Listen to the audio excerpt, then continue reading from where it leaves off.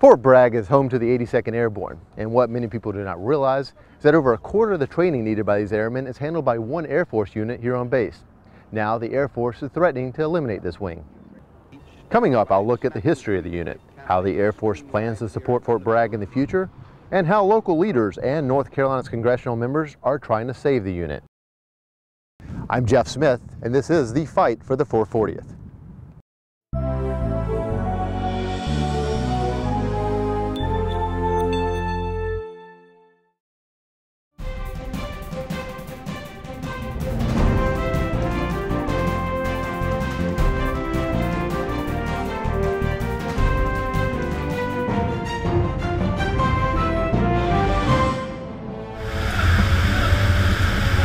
If they took the 440th away, we would have no Air Force planes at Pope Army Airfield for the 82nd Airborne paratroopers.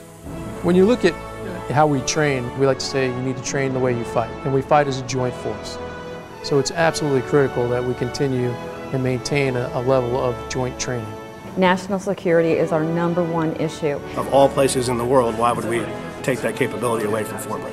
No one likes to have military units inactivated in their town, in their county, in their state. We've not found the sense in it. However, it may not come down to sense as it does sense with a TS on the end.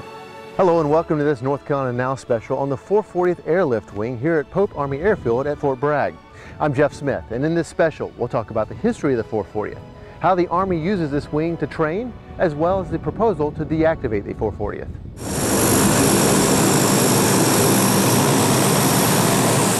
The 440th Airlift Wing flies C-130 Hercules aircraft and is an Air Force Reserve unit with about 300 full-time members and over 1,000 traditional reservists. The unit was moved to Pope Air Force Base 10 years ago because of BRAC. The Base Realignment and Closure Commission in 2005 moved the 440th Airlift Wing from Milwaukee to Pope Field. So that move took place in 2007. At the same time, there was an active duty C-130 wing here, the 43rd Airlift Wing.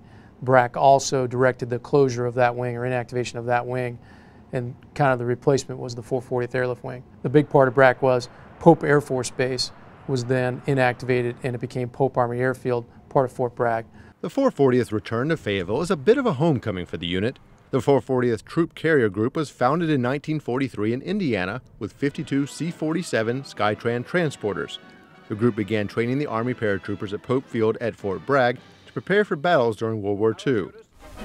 Parachutists, a regiment of volunteers from every branch of our Army. Highly skilled, toughened soldiers with months of intense physical and mental schooling behind them.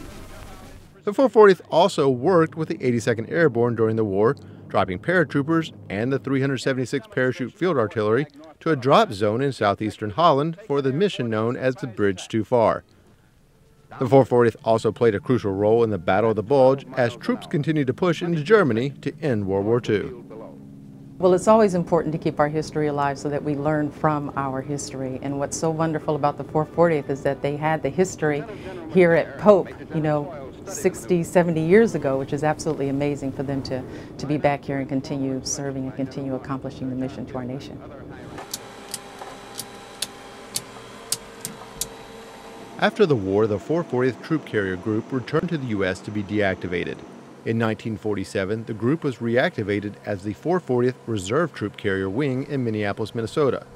Then 10 years later, it transferred to the Air Reserve Station in Milwaukee, Wisconsin. The group was there until BRAC of 2005 brought them back to Pope.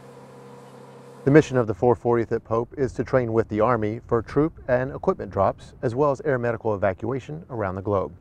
Well, it's really unique to have the 440th, and I'm so pleased because in 22nd Air Force we have all tactical airlift, which means all C-130 missions. And 3 of our units have very specific missions, hurricane hunters and firefighters and aerial spray. But this mission is really unique with its support to our Army partners and our joint partners on the base. Well, let's just say that there's a long history between the 440th and Bragg. The 18th Air Corps is there, the 82nd Airborne, Special Operations. There's so many components to those military elements at Fort Bragg. When the phone call comes, it goes to Bragg first. It's the Pentagon of the Army. And these are guys that have to be prepared. The readiness level there is unmatched anywhere else in the country. So the need to be able to hone their skills to do jump training is absolutely crucial to their ability to meet what the Commander-in-Chief calls on them to do. So it's absolutely crucial that they have those components there 24/7, 365. We operate the C-130 aircraft, which provides airlift, airdrop, and aeromedical evacuation support. So we use the aircraft to airlift personnel and equipment from point A to point B, or to airlift and then airdrop personnel and or equipment into an austere environment, and then aeromedical evacuation, which means taking care of wounded or injured soldiers coming in and out of theater. We have an aeromedical evacuation squadron, which is med techs and flight nurses, which take care of those folks requiring medical care in theater. Over the years, the 440th has been called into action for air medical evacuation and support for natural disasters and other emergency situations, including Hurricane Katrina and the earthquake in Haiti. Our main mission is to maintain our readiness, and then within that, we do support the 82nd Airborne Division, the 18th Airborne Corps, and their readiness. But that means, by the fact that we do maintain our readiness, we are available at a moment's notice. So in the case of Haiti, when the earthquake took place, we actually had aircraft operations personnel coming in, pilots, flight engineers, the air crews coming in to fly training missions. When the earthquake happened, we were able to send them home and say, no, we're not going to have you fly the training mission today. We think we're going to need you for a real-world contingency. So those folks went home, went into what we call crew rest, and then when they were required, they are called and they came in. They actually were called at about 2 in the morning. They came in and they were amongst the first to bring relief personnel and equipment to Haiti. No matter what happens to the 440th, the Air Force will continue to have a strong presence at Pope Army Airfield as they manage the flight and ground operations. When you look at how we train, as we like to say, you need to train the way you fight, and we fight as a joint force. So it's absolutely critical that we continue and maintain a level of joint training. Now the Air Force has a plan to do that even if the 440th isn't here, but there are other units on Fort Bragg. You look at the 43rd Airlift Group, their mission is to run the Green Ramp, which is where the Global Response Force would outload. The 18th Air Support Operations Group, which is primarily what we call Tactical Air Control Party Airmen, or TACP, the Joint Terminal Attack Controllers, JTACs, those that call in air support for soldiers and joint units on the ground. That unit, the 18th Air Support Operations Group, is here. They train day in and day out. They're fully integrated with the 82nd Airborne Division. 21st Special Tactics Squadron, those are our Special Tactics Airmen that operate primarily with Special Operations Forces and the Combat Control School. Along with the 440th, all these units now we train as a joint force with our Army warfighting partners. The 440th was slated in the National Defense Authorization Act of 2013 to upgrade from the aging C-130H model aircraft to the newer and slightly larger C-130J model. The planes, which were stationed at Keesler Air Force Base in Mississippi, would come to Pope, and the 815th Tactical Airlift Squadron at Keesler would be inactivated in reaction to Congress asking all of the Department of Defense divisions to reduce costs. I'm fine if the military wants to rotate airframes that go there. It really doesn't matter to the soldiers at Bragg whether they're 130Js or 130Hs. As a matter of fact, most of the pilots down there like the H better for what they're doing. The Air Force began making multiple improvements to Pope Army Airfield to incorporate the new J model planes arriving at the station. That included updating runways, tarmacs, hangars, and also constructing a brand new simulation building to train pilots on the C-130J. There is a simulator building that's under construction that's right now slated to house a C-130. I don't know what the final plan for that sim building will be. That obviously will hinge on the decision made by Congress. It is a sim bay, so you could put a different simulator in there, i.e. a C-27. I'm assuming a helicopter simulator could fit in that building as well. By order of the Secretary of the Air Force, 913th Airlift Group is activated at Little Rock Air Force Base, Arkansas, effective 13 July 2014. In April of 2014, the Air Force changed directions for the C-130Js and put forth their plans to inactivate the 440th and reactivate the 913th Airlift Group at Little Rock Air Force Base in Arkansas, sending the J models to this newly activated unit instead. The Air Force has decided to reduce the number of C-130H models in our fleet by about 28 over the next 2 years. With the dissolution by Air Mobility Command of the Reserve-led Associate Wing at Pope, as we reduced the number of C-130s in the Air Force Reserve Command, it made sense that we would choose the 440th for inactivation. When we heard about it, it was almost like it was a fait accompli. And it was like, no, we want to get to the bottom of it. We want to find out what the reasoning is. We want to look at whatever cost savings the Air Force said that they had. And we're going to take action. The initial response we got was not satisfactory. There have been millions of dollars that have been spent to put together the 440th Airlift Wing in the manner that it was. So this is the question that we have as well. You know, we put forward a plan, we have a state-of-the-art system, we have a collaborative effort that the military has asked for, and yet now when we've achieved this goal, we're making changes. Decisions are being made. Some of the things that they have told us when it comes to funding issues is that this is going to save money. I'm not sure that I'm convinced of that from the data and information that I've already received. My fear is that if you begin to arbitrarily cut assets based upon making the budget work, that things don't come together when it's needed.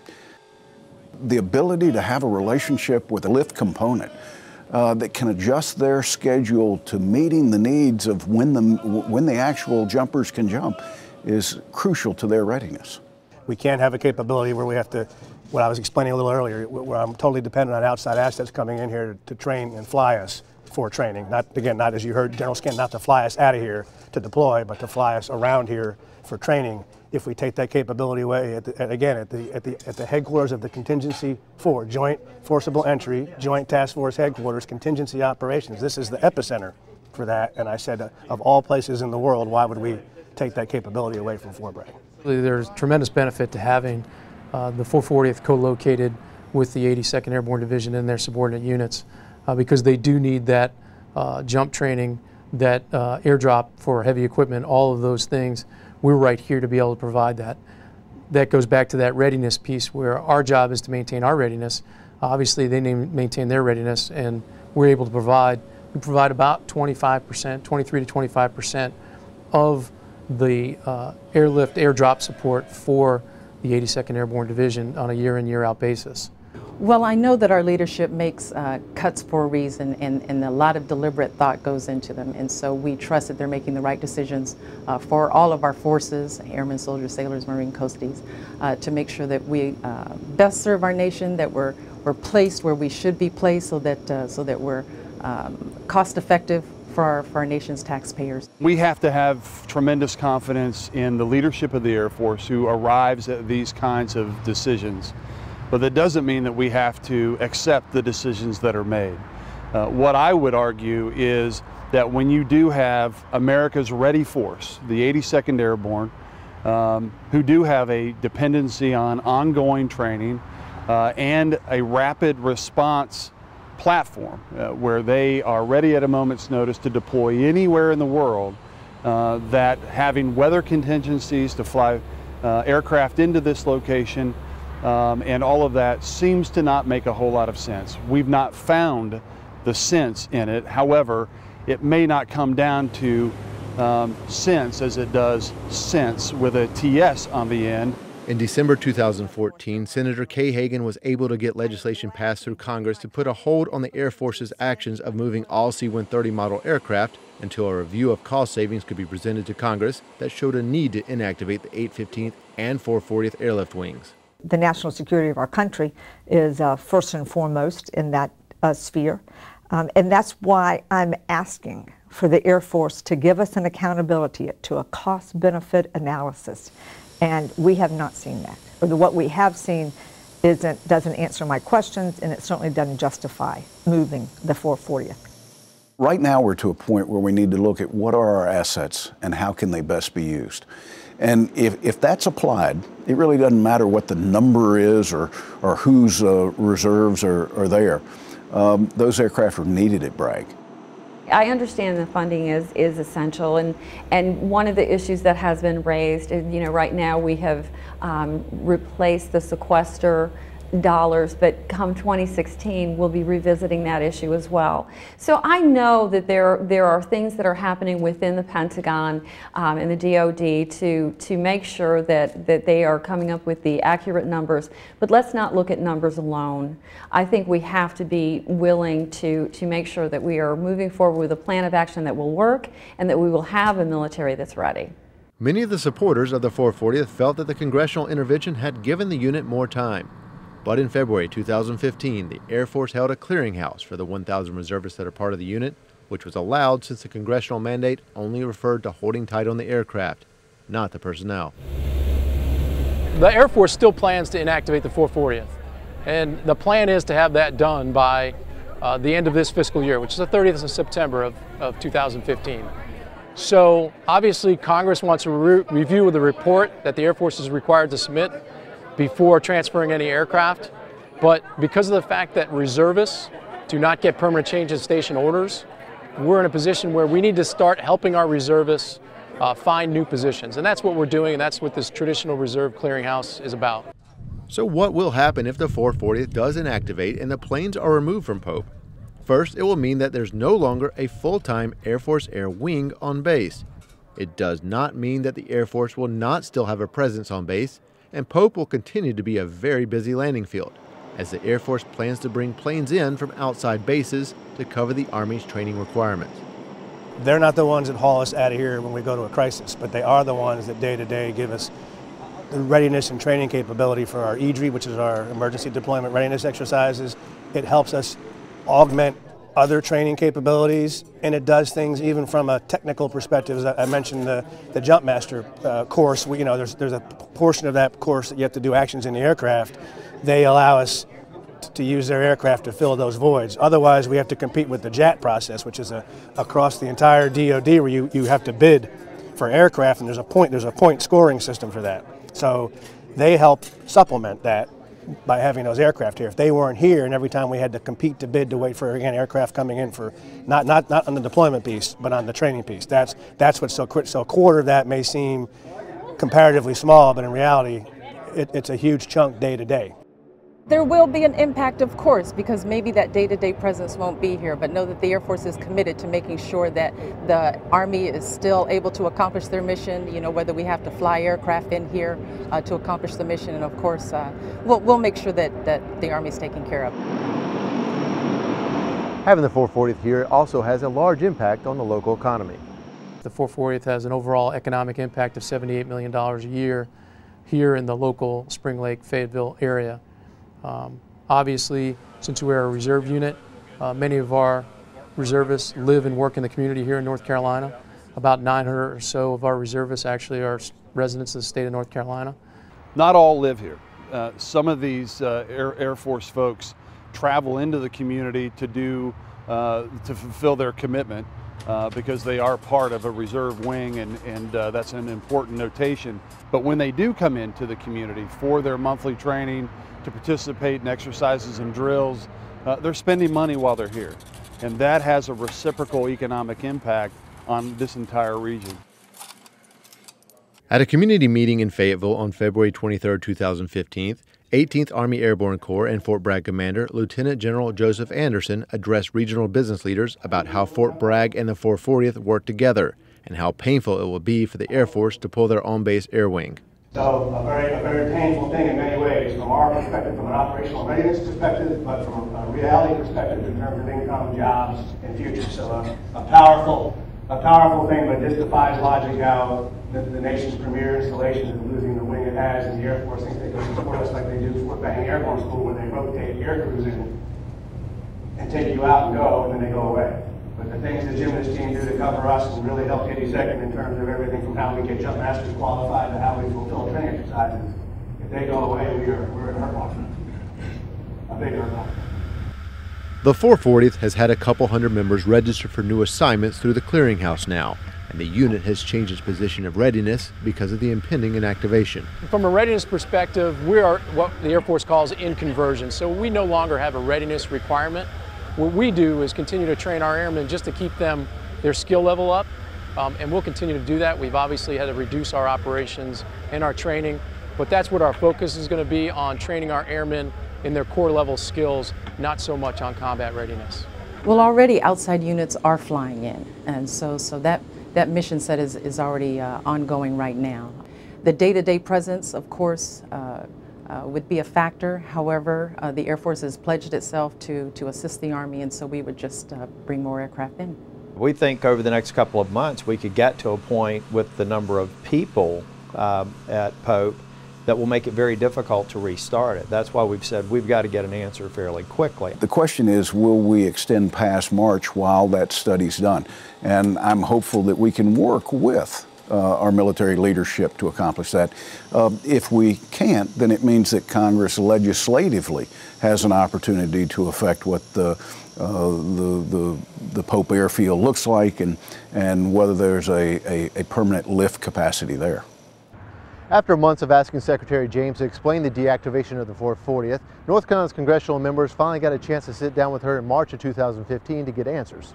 Well, one thing that's been made clear to me is that the decision to choose the 440th was at least in part influenced by constraints that they have on making other decisions they would have made. I've been told there were about 11 different candidates for being able to achieve their cost-cutting goals. 4 of them are protected through the BRAC process because it would have risen to a level that would require BRAC authority to be able to make the changes. So we know that there are at least 4 other places that if the Air Force were left to make the best decision, they'd make a decision somewhere other than Pope. The Air Force's position is that they will be able to maintain the training and the effort and the planes from other sites coming in as needed. We won't have that same capability. And that's not to say that things might not change over time and other opportunities arise, but we're basically talking about a complete dismantling of this unit and this ability to work together on this effort. Air Force leaders denied to do an interview for this story on camera. However, they did say that budget cuts have led to tough decisions. The first thing that we're going to do is ask, where is the companion report from the Army to assess the impact on readiness? You know, Fort Bragg's unlike any other base in the world. It is responsible for our global response. It has to be ready on 18 hours notice to get men and women on planes to an area of conflict. Anything that I think threatens their safety and their security and their capabilities to be able to do that is a concern to me, and that's why we want the Army to weigh in and let us know what the impact of this is on their mission. On Tuesday, April 14, 2015, I sat down with Senator Thom Tillis and Congresswoman Renee Elmers in Washington to discuss the long-awaited report from the Air Force, which was delivered while we were on Capitol Hill that day. We met with General Welsh yesterday, and he gave us kind of a preview of what was going to be in the report. And there again, the Air Force maintains that with their metrics, that this is something that needs to move forward. We feel very strongly that this is a misstep. It takes a while when you're talking about finding positions for 1,000 airmen. When this has been done in the past, it takes at least 4 to 6 months, if not longer, to find a home for every single one of those airmen. So that's why we're doing this now, because it's not an overnight process and it's not going to be 1 or 2 months. Sure, we expect to see that we'll lose about another maybe 200 or 300 airmen over the next couple of months, but for all 1,000 traditional reserve airmen, it will take a little while. Taking care of our reservists in the 440th Airlift Wing during this difficult period of transition is the Air Force Reserve's highest priority. Approximately 3/4 of our reservists are part-time, which poses different challenges than the active duty has when inactivating a unit. We've begun the process of educating our reservists on the options that will be available to them. Some of our reservists will find positions elsewhere in the Air Force Reserve across the nation. Others may choose to separate or retire. We will also assist some in finding other opportunities to serve, perhaps in the Air National Guard or the other reserve components. It is up to Congress now to decide if the Air Force plan will stick, or if there will be a new direction that will keep the 440th in place at Pope Army Airfield. Now, in the short term, we're also looking for appropriations and authorizations options that we may have to provide the funding to keep the airlift in place while we sort out all of those other things. Our paratroopers need to be trained the best and the brightest, and we need to do everything we can to make sure that they are ready. And we feel very strongly that if we're just simply depending on C-130s coming in from other areas, that this is going to affect their ability to train. And this is just something that we have got to continue to fight for. The decision to save the 440th is still up to the Air Force first. After that, Congress can step in to save the unit. Until any decision is made, however, leaders here say they'll balance their duty to Pope and their airman service. You can follow the developments of the deactivation of the 440th at our website. Thanks for watching The Fight for the 440th. I'm Jeff Smith for UNC TV.